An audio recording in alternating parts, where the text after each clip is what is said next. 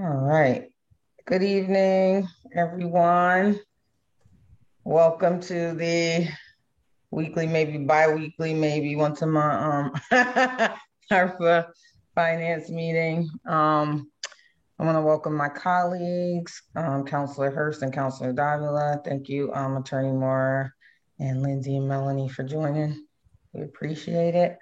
So I think on the agenda first was the Shannon grant, because I get emails for when the grants are coming out now, and I got the RFP that the Shannon grant was coming out on the 16th, I think, of August, and then all the details behind that. So I wanted to know what if the process is going to be the same this year, if it's going to change, how that's going to work, if you guys know. Sure.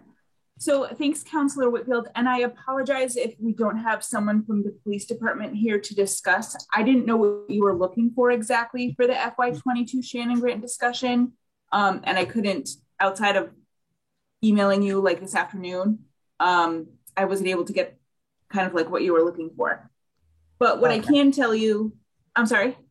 I said, okay. Okay.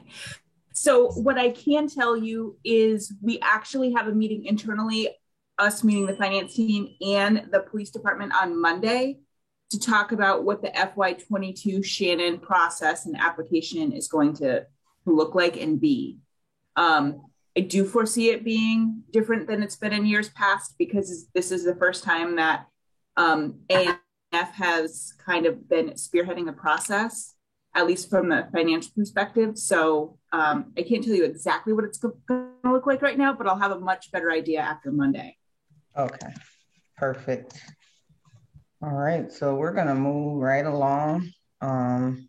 Thank you for that, Lindsay, for that explanation. So we're gonna move along to the ARPA funds, what we all been waiting for, I guess.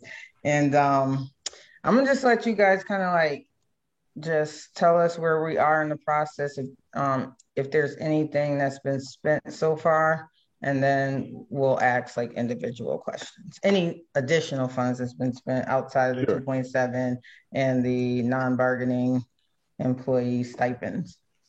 Sure. Yeah. I think based on what we reported last meeting, there's been no additional expenditures at this point. I think one of the ones to report to would be the administrative expense for my salary as director of that department. That's going to be put towards ARPA as well. I was informed of that, so I figured I'd report that part too. But other than that, that's the only other item to add. I know there's some stuff that's going to be coming down the pipeline relatively soon. That I guess takes the form of stuff potentially with organizations like the business improvement district and different kind of culture. So that takes the form of us, having them applying to RFPs or become something a little bit more streamlined. I'm not entirely sure at this moment, but that's something that's been, I guess, just preliminarily talked about, but it's nothing concrete. So as soon as we have something more formalized, we'll bring that to you guys to talk about and say, hey, we're thinking about this. And, but that's really all on that end as far as expenditures. For updates on what we've been doing, the office has been putting together some information for the public. We discussed a little bit about that the last time. There'll be a city webpage. We just put the finishing touches on that now. So those should be live on Monday. And that webpage is going to be for the new Department of Recovery and Business Continuity. And it's going to have the surveys for the public up and available, again, as of Monday morning. The surveys will be 3 different ones. There'll be surveys for business community, surveys for nonprofits, and surveys for residents. So between those 3, I think we cover pretty much everything that the Act covers as far as potential uses of the funds. And as I said, Counselor, before, I think the surveys are an important tool to getting some information from the public directly, but they're also not the only tool we're going to be using. And I think there's face-to-face meetings that are going to provide us a lot of valuable input, and those are going to drive a lot of the conversation about, what makes sense to prioritize within our RFP process. So that's the. Oh, go ahead. No.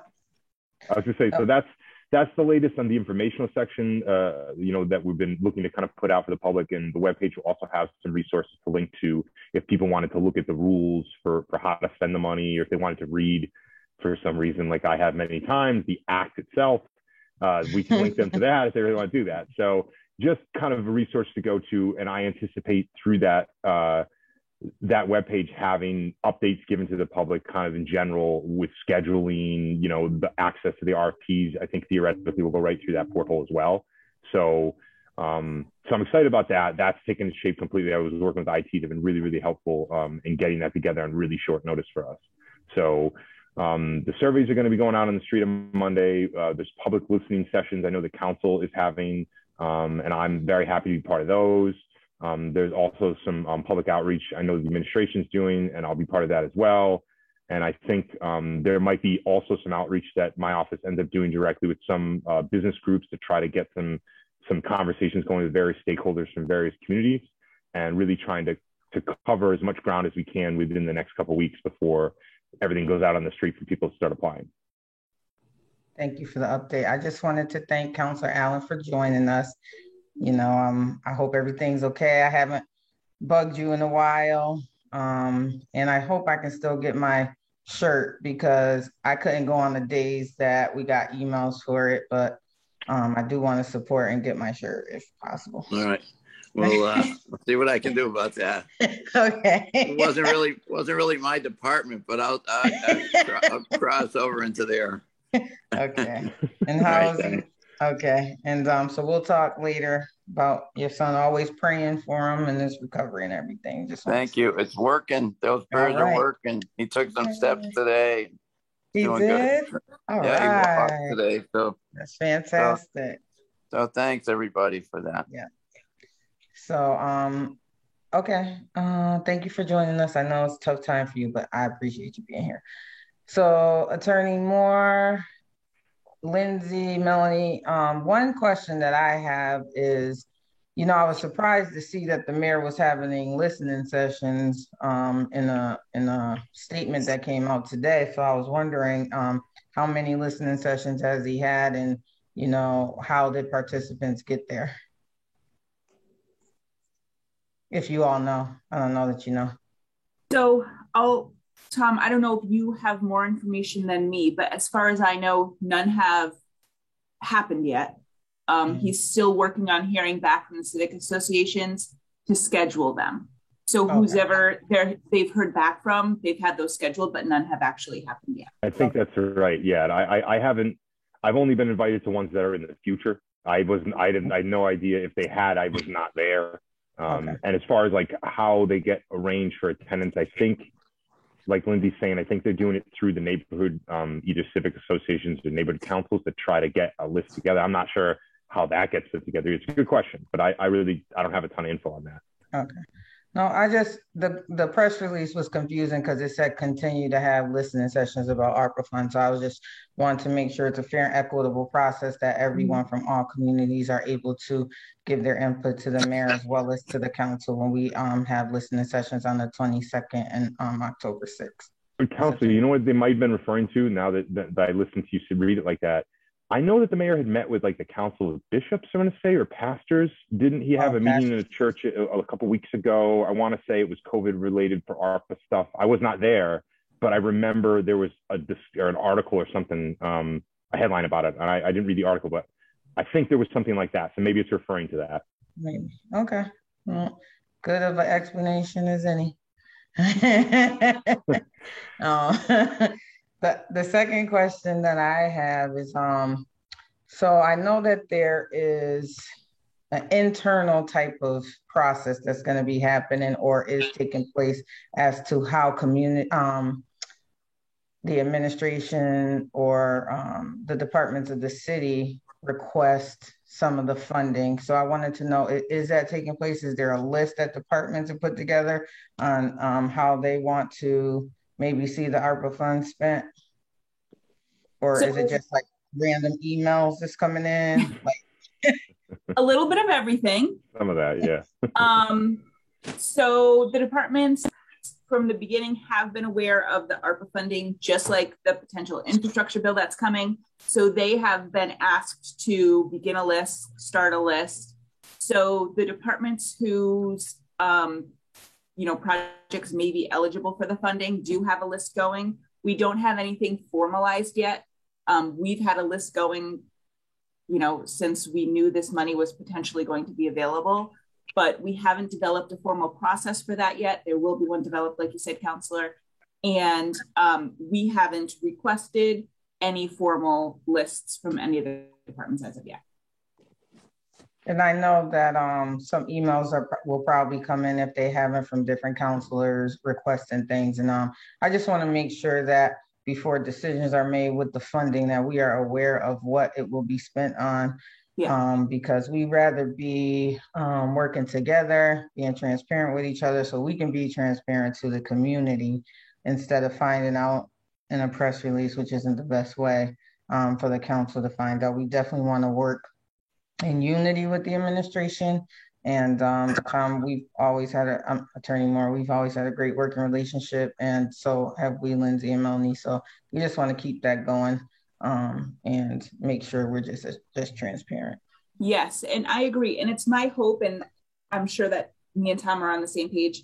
Once we have this process developed, it's my hope that every single person knows what the process is, understands how they can, access the information, apply for funding, have a say in how they think the funding should be. So I hope that we over communicate all of these messages because I know that we're going to be working really hard to get these processes together, and it is a lot of money.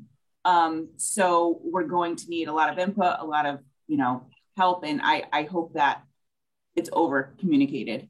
You too, Lindsay. Me too. And I think obviously meetings like this help. So, all the information that we have, we're happy to share with you. Thank you very much. And you do. You're very responsive, and I definitely appreciate that from you guys and from Tom. And then I had another question, but I told y'all my old age will cause me to forget sometimes. So I did forget that quick. So I'm going to open it up to the counselors to see if they have any questions right now. Victor? Thank you, Madam Chair. I do have a question, but I think I'm going to maybe hold off in a second. But I do want to make a quick comment. Lindsay, Melanie, I don't know what happened, but I'm noticing that I'm not getting information. I'm a little ticked off. I'm a member of the Finance Committee. And I know you know that, and I know that. I have not been getting information. Please send me today the people who receive hazard pay payment because I did not get it. I know that list went out. I am a little ticked off that I had to find out through the media about it. And it was paid out $1 million. Thank you. Thank you, Madam Chair. I'm sorry, what were you asking for, Counselor? I'm asking for the people that got hazard pay throughout the city. Okay.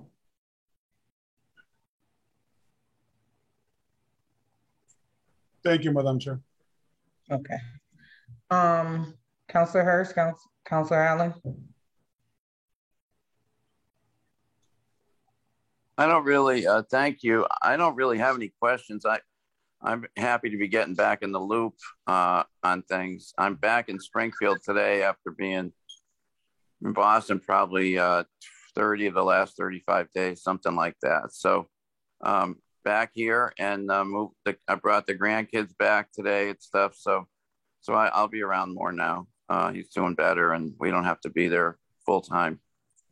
But I don't have any questions for this. It's just good to get back in the train. Well, we are definitely glad that you are back with us. And with that, Counselor Hurst.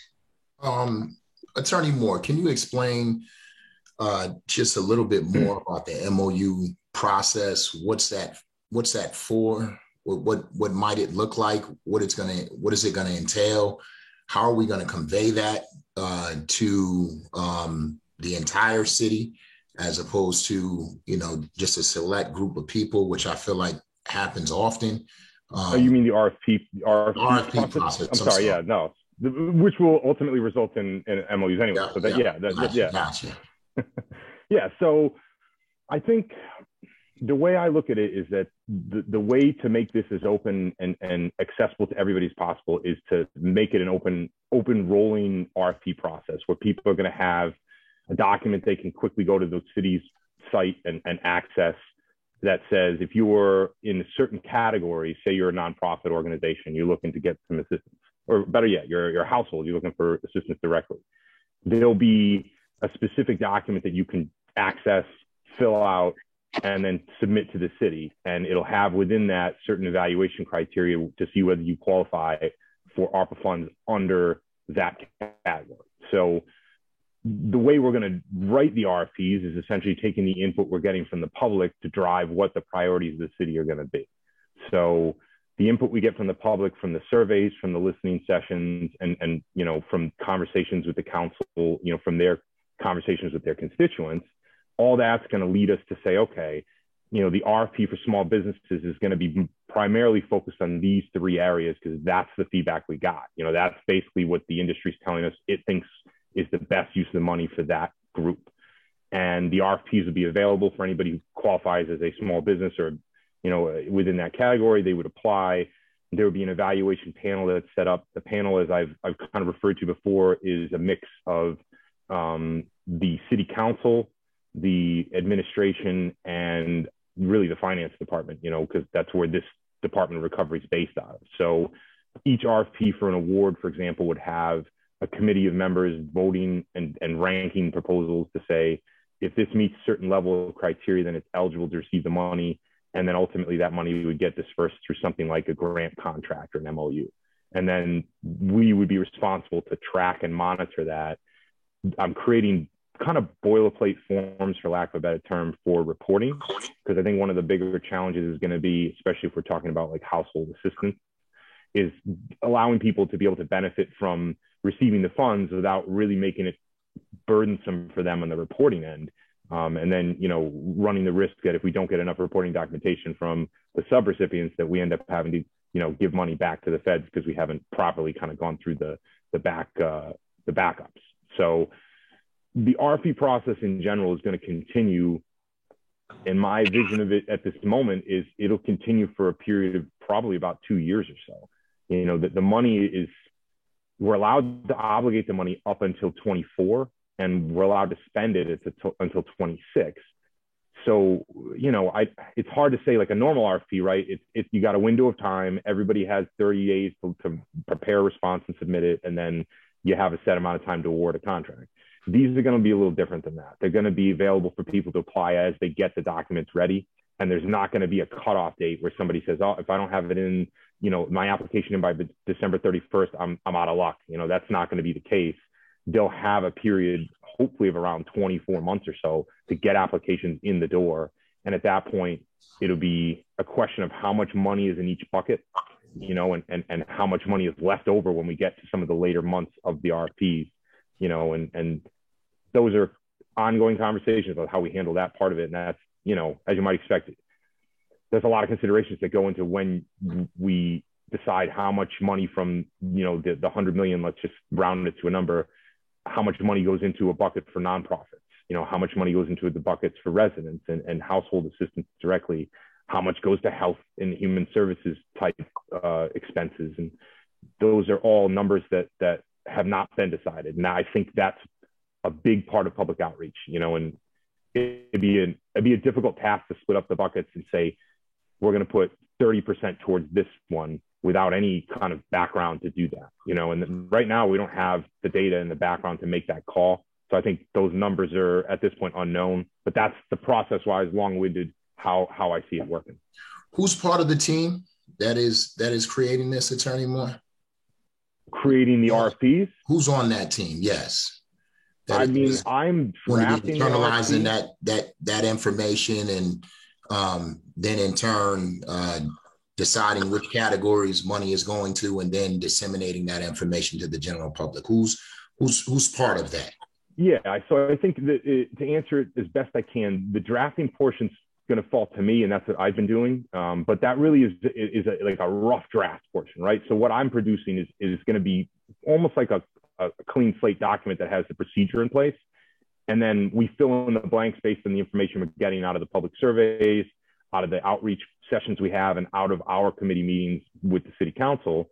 And that's going to kind of say, okay, we'll develop a list of these priorities. When those kind of lists gets developed, we sit down with this committee, with the full council if they want to have more of a formal briefing with everybody. And we say, okay, this is what the data has been showing us. This is what our outreach, showed. And this is what, we believe are the priorities for each one of these buckets. Based on the demand we believe is true, these are the kind of percentages we're looking at splitting up the money into. And I think that's a conversation that's had between the whole group. I know I've said this to Councilor Whitfield before. I don't see any way to spend all this money and have it be able to give the greatest benefit without having kind of everybody on board with the way we're splitting it up as best as possible, have a consensus about what the priorities are. And you're not going to get that without having the council at the table, without having all the neighborhoods having been heard, at least at some level. So when the decisions get made, ultimately, after all the outreach and after all the conversations between committees, ultimately the administration is going to set up, okay, the program is going to have these as the priorities. These are going to be the percentage numbers of money from the total amount in each bucket. So that's ultimately how it gets set up. But I do believe, and I'm a firm believer in this process being inclusive of everybody involved, the council included, because I just don't see how you could split that up without having that information in place. So let me just say, I see how it can happen. And I feel like I've seen it before. So I know it's possible. My recommendation would be to have somebody that is overseeing every step of the process to make sure that it's equitable. I just don't want to be invited to the dance, right? I just don't want to be invited to the listening session. I want to be able to dance, and then I want to be able to talk to the DJ to play the type of music that I want to rock out to. And if we're not making a purposeful effort to ensure that we're getting into these communities who have been impacted by COVID-19 the most, into these businesses that have been impacted by COVID-19 the most, then this money will be spent on downtown Springfield and spent on buildings that probably have very little to do with COVID-19. And so I'm hopeful that you're cognizant of that as you're designing even the RFP process. I'm hopeful that you're cognizant of that as you're disseminating the information. Just getting it on your website means that folks have to have internet, right? Just getting it on your website means that people have to have the wherewithal to be able to log in, and somebody has to tell them that it's actually on the website for them to go and in turn print it or fill it out. I mean, all of that marginalizes folks that don't have access. And so if it's just you, Attorney Moore, it's a lot. It's true with it. There's no perfect situation. So you're right. It's casting as wide a net as possible and realizing most of the data you're getting is pretty imperfect, really. If you want to talk about how good polling and statistical data is, we could go into the weeds there, but it's a very well-known fact that that's not really great data. And, in the end, you can't be perfect, and you can't say that, you can reach every voice and have every voice heard in the process.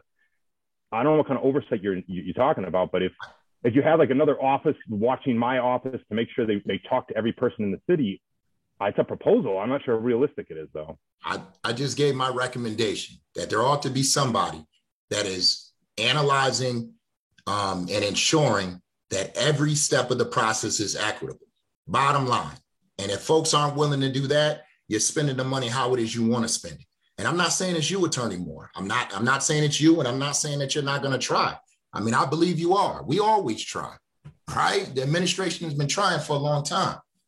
We got to get this right with $127 million. And we didn't get off to a good start. I'm not saying you. I said we didn't get off to a good start. And we need somebody that's going to have that oversight and is going to be looking at every step of the process from an equitable standpoint. And if we don't have that, we are going to fail. Yeah, I'm all about being impartial, Counselor, and that's the way I'm looking at it. So not equitable, not impartial, equitable. I believe that's part of that definition. If we were being technical about it, small part. It is a short definition, and it's one of the words in there. So that's how I treat it. I mean, being impartial is pretty equitable. Like, You're not We want to be fair. discriminating against We want to be anyone fair. We for want to do the most whatever impact we reason. can. That's impartial. I don't want you to be fair. That's not equity to me, especially as it relates to COVID-19. I don't want you to be fair. I want to be very clear about that. I want you to be. You want me to be unfair about my use of the spending? I want you to be specific and purposeful, and that very well may not be fair for folks. Interesting. I see it. Great points, Councilor Hurst. So I wanted to go back to the 2.7 million. I think I sent the email earlier to ask what the use was for, and I was told the buildings were purchased to RFP them out. So I don't know if somebody is in mind in the background, not being fair or equitable to the community.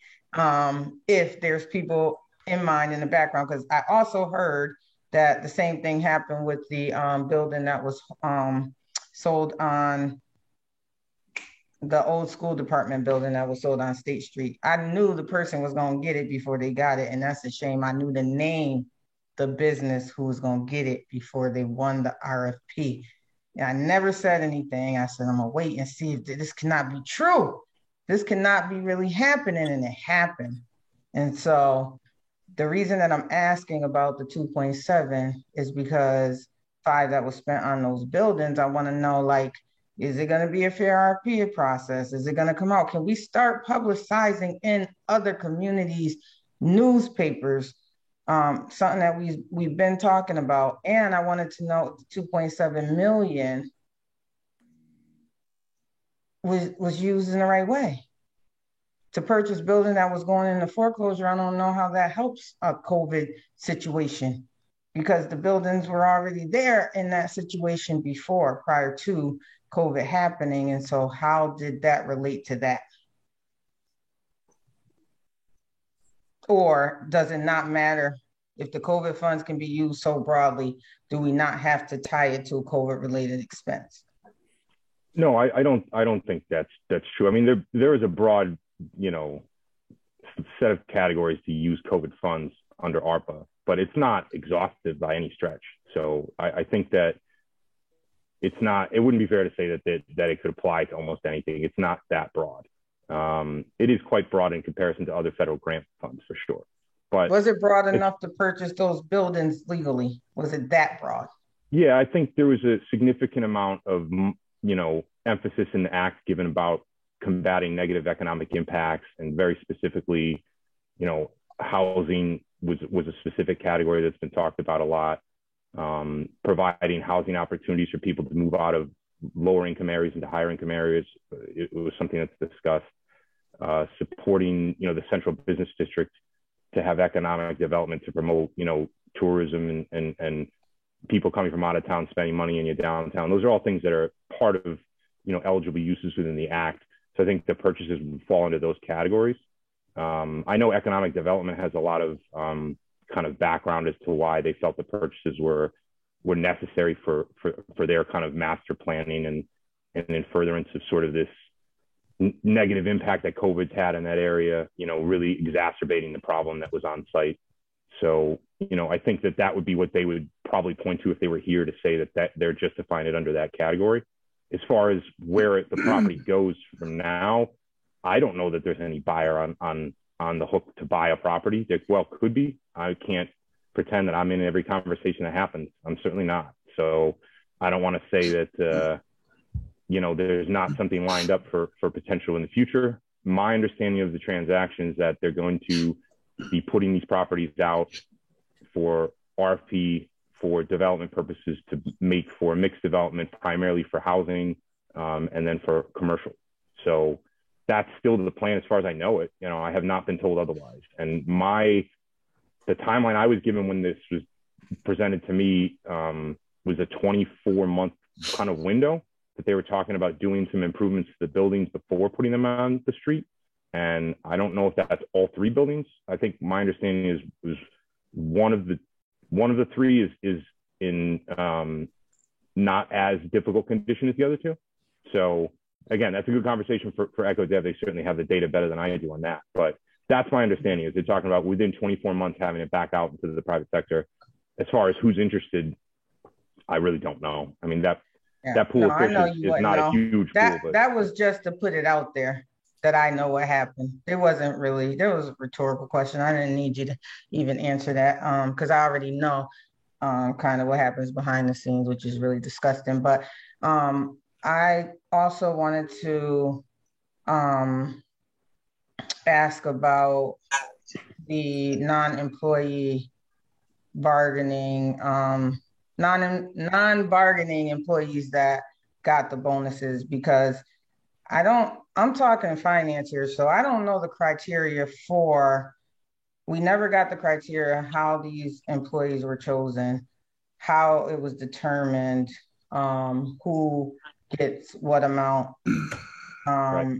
who made the decisions to give non-bargaining employee these funds. But I got a list, and I could tell you there's some people missing that I know were in the office, even if it was scatter shift. And then there were people on there that got bonuses that I know worked from home, probably, from what I understand, 90% of the time or more. And so I just wanted to get an understanding. I don't know if that's a question for you, Attorney Moore, or if it's a question for the finance team. I can tell you what I know about that piece of it. And what I understand is that each department was asked to come up with, I guess, like a listing of who they thought would be eligible for this type of, bonus pay, for lack of a better word. Then that was given to the HR department, who put a formula together to say how much of the money they would supposedly get. So I don't know what that formula was, but I know you could get up to $5,000, and some people got, I mean, I took a look at the list just to take a look at it, and it looked like the range was pretty consistent. There was some 1,000. Yeah, a lot of people got in between. 5,000 was most of the department heads. Yeah, and that's what it looked like. Folks that to me weren't really the frontline people. If you ask me, they were not on the front line. Oh yeah, they sign off on some things. They might make some of the decisions, but doing the work, putting their lives in danger, being in the clerk's office at the window, dealing with people that's coming in, whether they're making an appointment or not, or getting their faces scanned for their temperature, doesn't mean you don't have COVID because your temperature doesn't show up immediately, got less amounts than department heads. That is disturbing to me. That is disturbing to me. So what I would like is the formula. Who determined who got what? Who determined who did not get a bonus? Because every single department head that I looked at got $5,000, right? And I'm gonna go even specific to finance. And when I seen the bonuses that the analysts got compared to the upper staff, was disturbing to me, because from what I understand, people work from home. That was my understanding. Everybody worked from home. So everybody get 5,000 or everybody get 1,000 if you're working from home. Like, I don't get the formula. I want to know what it is. I want to know who made the determination and how and why. Because yeah, and I would say I know that if it was determination of who got one and who didn't, that was based by department. That's my understanding. Each department head would have said, "This is my staff." Was it made by the Personnel Review Committee? Because we know who those three individuals are, or was it made by HR? It's a good question. I don't know. It's a very good question. Somebody with an HR is doing that. Know? I do. So the rubric that Tom is talking about was put together by HR. It did have more to do with specifically working from home or not. So Councilor Whitfield and Councilor Hurst, I do have both of your requests for the information. We are working on it. If there's anything outside of what you've already asked for, let me know, and we can definitely work on getting that for you. But I do know pretty much everything that you're talking about and asking about tonight. It seems like you've asked in the email yesterday. And we're definitely working on getting both of you the information. And I think I asked today too, and I'm going to ask every day until we get it, I think, because I'm getting a lot of complaints about the unfairness of the process, and some folks that didn't get the bonus that actually did some of the frontline work. And to me, it sounds unfair. Now, I'm not saying that anybody didn't deserve what they got. I'm not saying that. I just want to make sure the process is, what's that word? Equitable.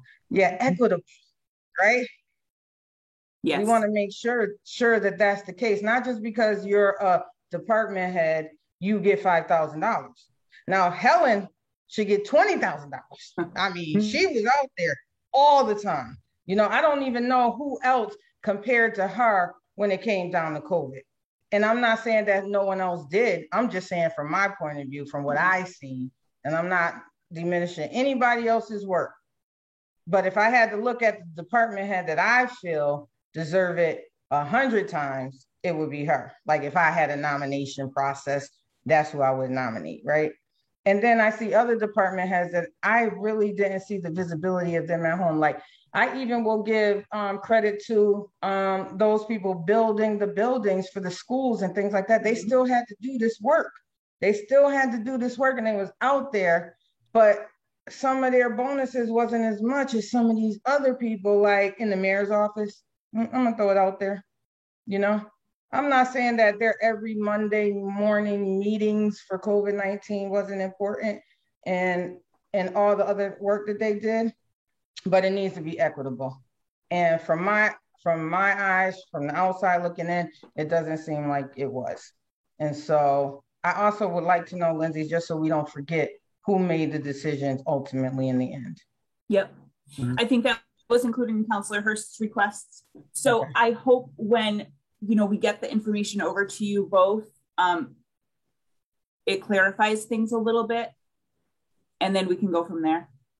Madam Chair, if I may, please. Again. One moment, Councilor Davila, because Councilor Allen had his hand up for a while, and I just want him to go ahead. I was going to say, okay. Information to all the councilors. I am getting tired of not getting information.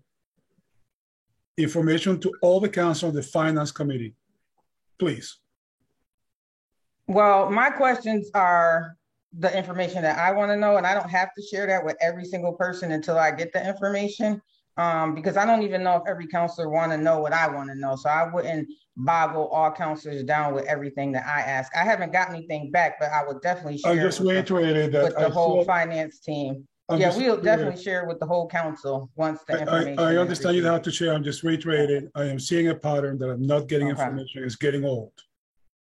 All right. Counselor, we've emailed you the information. I just checked. We did email you the ARPA list. It came from Caitlin Julius. Maybe we don't have the correct email on file, but that's the email we've sent. I checked. I didn't see it, but would you please send it to me? I just did. It didn't come from the finance team. That one actually came from the HR office from Caitlin. Thank you. Yeah. So maybe because of the name, it might have been missed. Thank you. Councilor Allen, can you please go ahead? Yeah, well, thank you. Yeah, I'm getting back in stride here a little. 2 questions. Tom, when those, after the subcommittee meetings are held, or the community meetings, whatever we're calling them, there will be some input and some conclusions, I guess, as to, how much money goes in the nonprofit bucket, how much goes in the business bucket or something, if I heard you right. Who's making the decision? Is that a vote of a committee, or is that, how is that decision made?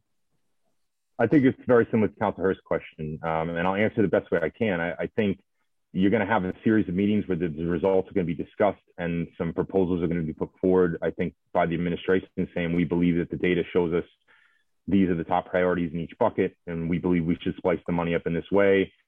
And that's going to be a discussion that, we have with the council, and the council's input is going to, I think, change that process, hopefully refining it to be a better process. And then ultimately, it's going to be the decision that comes down to the administration to make, and I think that having the buy-in of the council is extremely important. But I also think, it's going to be a series of these meetings where I don't think there's going to be one meeting where we sit down and say, here's what we want to do. And, let's all just kind of talk about it for 5 hours. It'll probably be more like, let's have a couple of these meetings this week, and here's our data before we even sit down, and what we're presenting before we even get to the meeting. And then when we sit down at that first meeting, we have a discussion about what we think looks good and what doesn't.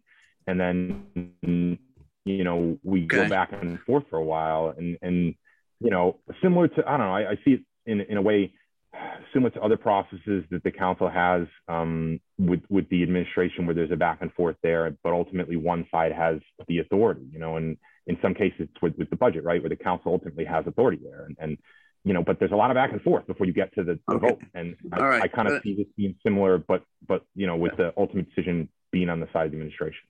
All right, thank you. And the second question I have is, while you are, congratulations on your new responsibilities and assignment. Maybe.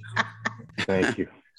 Maybe, I don't know. I'm giving you congratulations here, man. You're You deserve it. You're gonna do well with it. But at the same time, didn't Chase Swan also receive a promotion of some sort and a new assignment or something? And is he, just clarify for me, is he involved in this process, or is he reporting to you? Could you just clarify that for me? Yeah, so my understanding of Che's role is that he's going to be involved in a lot of the compliance aspects of this. And, I think that's going to work directly with the office that they've made for the recovery and continuity. And, where exactly his department fits in reporting wise at this stage, he's going to be reporting to the CAFO, similar to my office. So, we sort of work hand in hand the way I look at it. There's going to be a strong need. And again, I guess speaking similar to Councilor Hurst's question, there's going to be a need for, kind of a layered oversight of sorts, where not one office is not going to be able to do everything, where when all the RFPs are awarded or have been awarded and money's out on the street, there's going to be like a compliance kind of element to this. It's going to take shape. It's going to be a pretty big piece of it. So I think Che is going to be, kind of at the forefront of doing that work.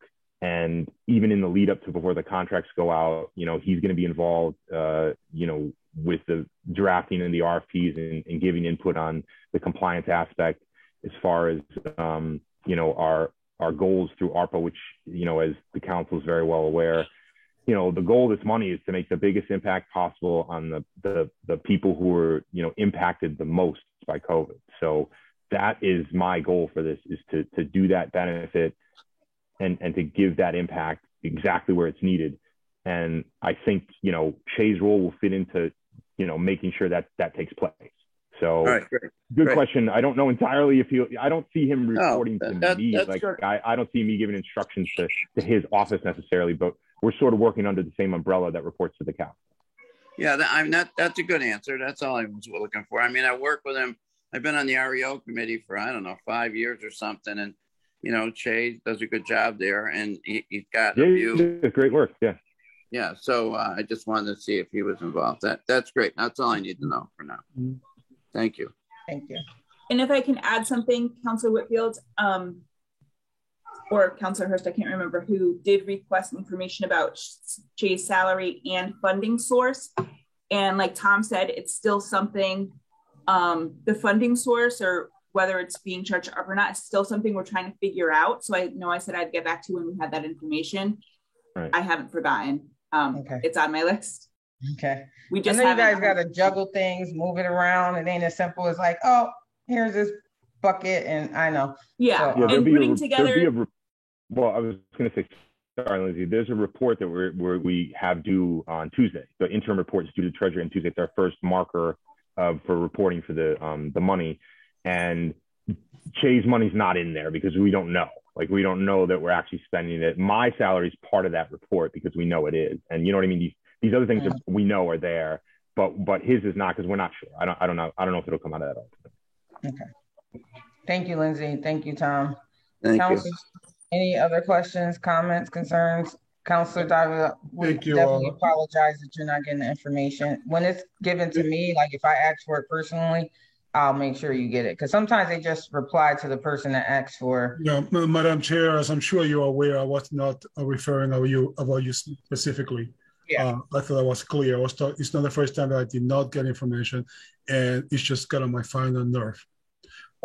With that being said, I do recognize I just got something into my private email, different email. And so thank you, Lindsay, for sending that over to me. I will review that. But moving on, I do have a question. And I want to talk about labor for a second. I know that we don't know what criteria has been used to determine how much of a hazard pay given to people. I know there's a big range from $1,000 to $5,000 what I've been hearing. And I'd be very interested to see what criteria has been used and who finally signed off on that decision. But talking about the unions, the labor here in Springfield, specifically our firefighters and the police department, it has been brought to my attention that the mayor and the letter that he sent to us back from the letter that we sent him, that he had already engaged in, or that he's in the process of engaging, bargaining with the unions, and that's the right thing to do. You have to bargain with the unions to get the hazard pay. However, what troubles me, I want to get some light from you guys. Oh, before I forget, Tom, congratulations on your new job, new responsibilities. I'm sure you will do an excellent job. And so, what I'm asking, whether it's Tom, Melanie, Lindsay, jump in. My understanding is that it's going to be a 2% for the firefighters and the unions. And I know, please. Tell me where we are with that, if you could, please, because if I do the math correctly, the base salary for those guys is going to be $1,000 hazard pay, and I have some issues with that. So I would like to get some clarity as to where we are with that, please. Well, Counselor, if that's true, you know more than I do, because I do not have any inkling, or nothing's been communicated to me about anything going on with the fire union at all. Okay, Tom? No, I'm not part of those negotiations, Counselor. That goes to labor HR. Yeah, that's not through me. Thankfully, one less thing on my plate. But in terms of, Melanie, I'm sure you're going to tell me the same thing, right? Melanie? Yeah, there's nothing that we get involved with the negotiations. Unfortunately, that's specifically to the attorneys in the HR department. Okay, so Tom, so basically once they decide, so I'm just trying to understand what the process here is. So once they decide whoever decides, however they decide, because we still don't know what criteria they're using, what does your role do? What does your office do? You mean as far as the merit pay piece of it? Yeah, because are you overseeing everything now in terms of ARP? So yeah, my office is going to be responsible for basically doing public outreach, taking the data from the public outreach, crafting the RFPs, getting that process so that it's both accountable and compliant with the act, and then to monitor the contracts as they go out to make sure the reporting is compliant as we get it back in the other door. As far as deciding whether money gets spent for merit pay or not, again, the ultimate decision to spend the money on a category or another category rests with the mayor and the administration. So, he would be the one who elected to say that the merit pay is going to go out. It wouldn't have come from my office. In fact, I don't think my office existed at that time. It just, 2 weeks ago we started, so it wouldn't have been through me. So you will be monitoring the contract that it will be in compliance. Correct. Yeah, right. So I foresee, my office is not, I'm not the one running around saying you're getting money and you're not getting money. That's not going to be what I'm doing. So, I'm going to do my best to set a process up that gives everybody access to try to get the money. And according to what was written into the act and was very clear, to grade certain applications at a higher rating than others based on certain categories. And that's very much what I'm trying to do at the moment, is get something together that creates a scoring system that puts certain applications in a higher rating than others based on the categories that are talked about in the act. And some of that we talked about already. Certain communities have suffered just a disproportionate impact, and they'll be scored higher ranking on the RFP. So in a very general sense, that's how I look at it. Okay. All right. It is. I bring it up because I got very concerned, because if that's the case, which apparently you guys are not aware of, I think it would be an insult to the fire and to police not to give them what they truly deserve, because those guys have been out there in and out. And I have to say that everybody, from the fire to the custodian to the clerk, has done an amazing job at keeping city government running and services running, including you guys, I have to say, in keeping government running. And so we have money now. We have $127 million, $27.5 million.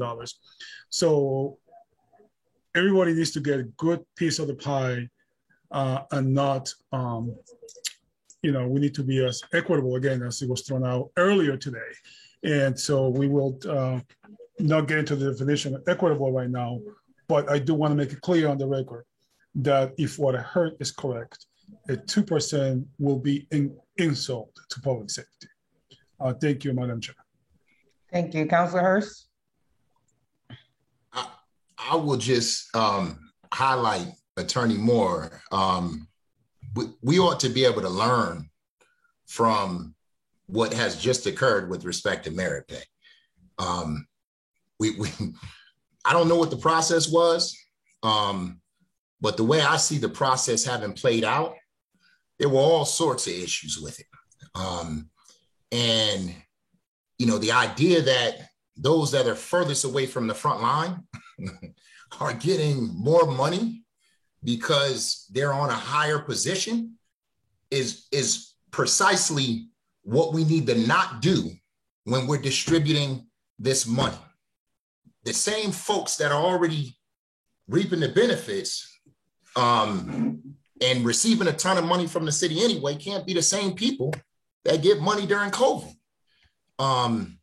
And, to Victor's point with respect to the unions, I don't get how and I know it sounds like you all didn't have, you were not responsible for it, but I just don't know how the non-bargaining employees would have received their money weeks prior to even negotiating or putting out a memorandum of agreement to the firefighters and the police officers, and my understanding, many other unions.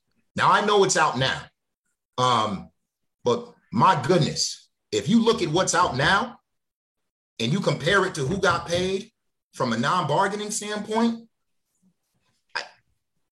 there are all sorts of issues. And you guys know me, and you know what I'm going to do. I'm going to make it public.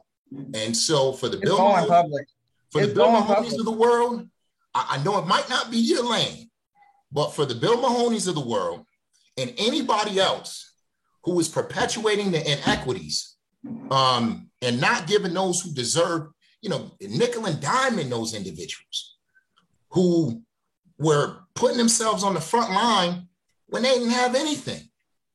They're going to know it's a problem, and the entire city is going to know every single time. And so we can continue to make the missteps, but I'm going to continue to call it out. And I've seen the memorandum of agreement that just went out. It's disgusting, especially if you compare it to the non-bargaining employees. So I don't know what criteria, but folks need to get it together. And the idea that we left folks out, that burns me to my core. And when I look at the individuals who I've heard were the ones behind the scenes making the decisions, that's why we need someone who is solely focused on equity. Because they don't look like the folks that were on the front lines. Thank you, Councilor Hurst. And I'm going to make this the final comment because I agree 110% with everything that my colleagues have said. This has got to change. It's going to change one way or the other, but it has got to change. Even for you guys, I've seen the unfairities. I know that most of the time on these Zoom calls, I was with Melanie and Lindsay majority of the time when we did finance, when we did budget, when we had city council meetings. I know that, but then I seen what others were paid. And then it was just really an insult to what the analyst got. That was just insulting to me. Like, we can't keep doing this. We can't, and I am going to stand so strong behind my colleagues that's going to call it out, because for far too long in this city, under this administration, things have been happening behind the scenes, but nobody is saying anything. And so whether I'm a city councilor or not, it's going to be told.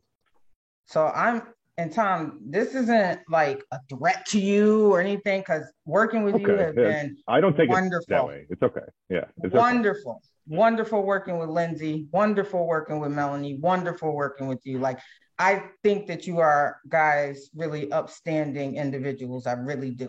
I really, really, in the bottom of my heart, do.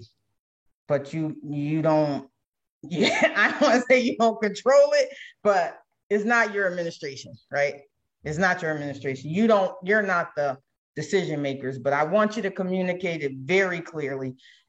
Tell everybody to watch the video, because we're not going to stop until we get some equity. And the final point to what Councilor Hurst said, the same people in the community seems to get the funding all the time. But the reason that we got the money in the community is because of more people that look like me than the people who benefit from the dollars that came in here from the state and from the federal government. The numbers are based on the population of people that are impacted by COVID. And we know the Black and brown community has been more impacted by COVID than any other race. But yet the dollars don't historically or traditionally come to that community or that population. That has got to change. And so the message is being, made to you guys, unfortunately, because you're on here. It would have been said if TJ was on here, if the mayor was on here, I said the same thing. Okay. But I'm sorry, I really, really, really respect you guys, and I love working with you guys, and you're always there, and you do the right thing. So I just wanted to say that and leave that comment there, because we got 1 minute and then it'll be an hour, and then I got to jump on some other campaign stuff, and it's just the time.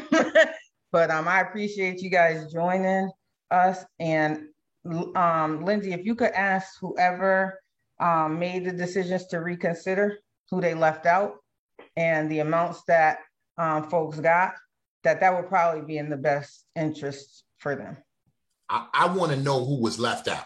I know of two who were left out, but I want to know of each and every person who was left out, and whoever left them out, they ought to be prepared to defend why it is they left them out. Because I don't see any defense that substantiates being left out completely. Second. And I know I'm not. And I did ask for that list. We're a little bit hyped up right now, so we're gonna go ahead and let you guys go. It's not your fault. It's not. We know you got the decision. I'll say one last thing, and it's just speak to Councilor Hurst's point in the beginning.